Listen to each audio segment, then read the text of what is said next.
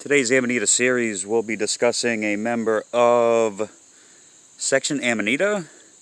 It doesn't really fit in any subsections. We know it as the poison champagne Amanita, also known as Amanita crenulata.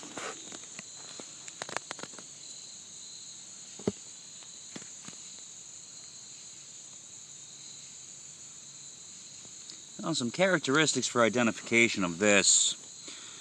They're not necessarily host specific, but I primarily find these under conifer. As we can see, the mixed forest we have in New England with these hardwood leaves, but this area is primarily conifers that we're looking at. Now, with some identification characteristics, we have a few that are popping up right here. We'll see if we can grab them.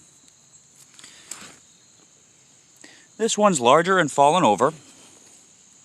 And as we can see, the vellum on the cap, the warts, it's rather characteristic throughout most of section Amanita. Most, should I say, is that it has a very dusty, kind of cakey appearance. It really doesn't turn into these thick warts or pyramidal or patches. It's these really small, dusty, and they remove very easily. So sometimes they can clump up into these much larger warts. We can see a couple right here. It's just for a characteristic. And in section Amanita, we do want to know this striate margin that we have on the cap. Minus this color tone of this is a straw brown. They can get very yellow, they can be very dark brown, all sorts of shades in between. And we got a few young ones we can pop up.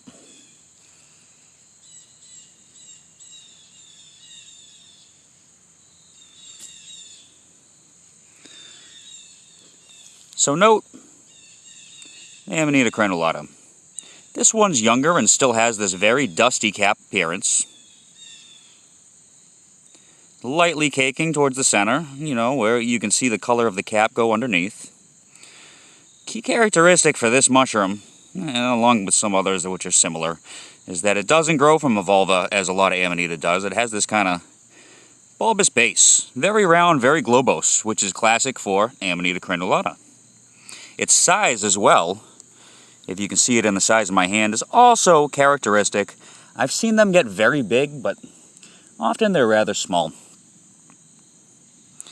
With this mushroom, you can see that it has an annulus.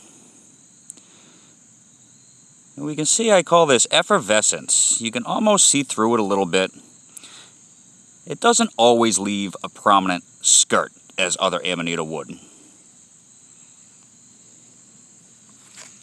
However, it can leave a skirt. You may or may not find this mushroom with a skirt. Sometimes it's just kind of weak enough and it falls off and you'll never see it. And other times, depending on growth conditions, you will find that it does have a skirt.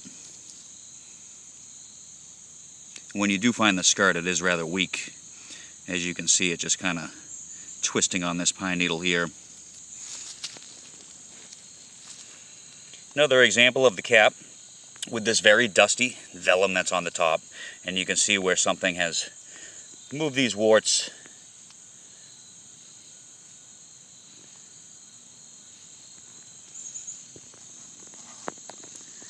This skirt is much more weak. It's still apparent, we can see it, the annulus that was covering the gills. But very classically, it has this base. Let's see if I can find some without exposure.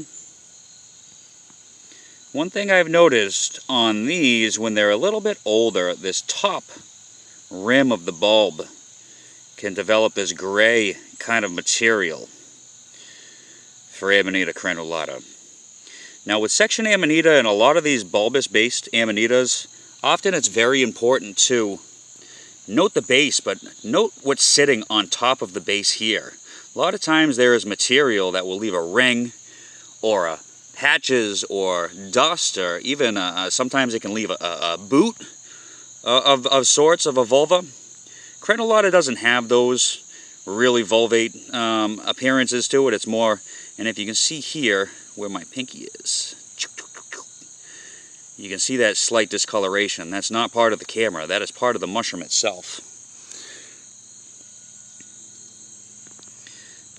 This one doesn't have this factor, just to show you how tricky they can be. And then some of these other ones. Let's see if we can find some older ones here.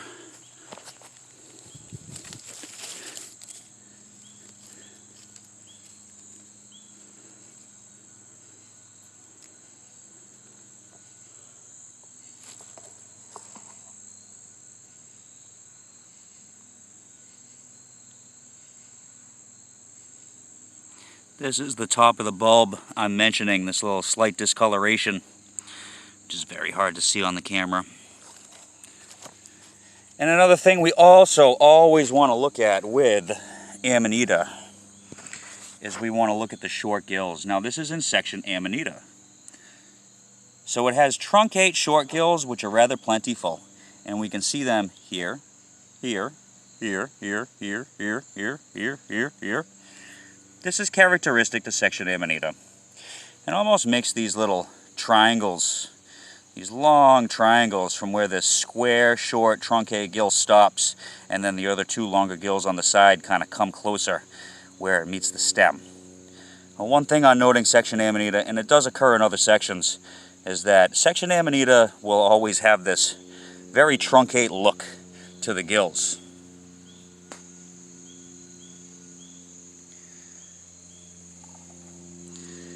I'm not sure what else for characteristics I can go on with crenulata,